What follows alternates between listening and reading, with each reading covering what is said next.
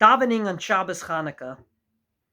Davening on Shabbos Chanukah makes me think about the difference between Shabbos and Chanukah. And I'd like to pinpoint one thing, and that is the difference between Shabbos candles and Chanukah candles. I'm sure you know it, and there's nothing I'm going to say in its details that you don't know, so allow me to point out just one thing zooming out. The Gemara asks, if you only have one candle, what should you use it for? Shabbos candles or Chanukah candles? And the Gemara's determination is Shabbos candles. Namely, the very question suggests that they're opposites, so you have to make a decision.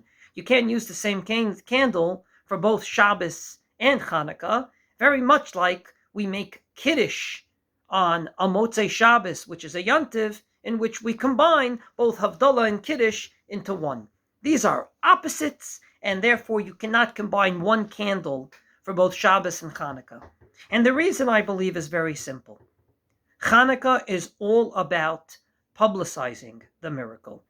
My menorah behind me is by my windowsill because that is the most appropriate and suitable place to put it, namely in a place in the home that can be publicized to the outside world. Shabbos candles, exact opposite.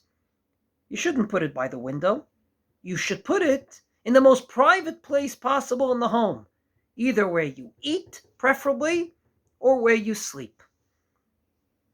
Indeed, I believe that the laws of Shabbos all suggest we're supposed to retreat inwards once a week. Therefore, there's an Isser of Tchumen on Shabbos. You can't walk more than Alpayim Amma, a certain distance outside of your city, because you're supposed to stay within the confines of your city. Not so on Chanukah. On Chanukah, though the candles have to burn somehow connected to the home, the most suitable place to put it is to publicize it outwards. I believe that Judaism is about these two things.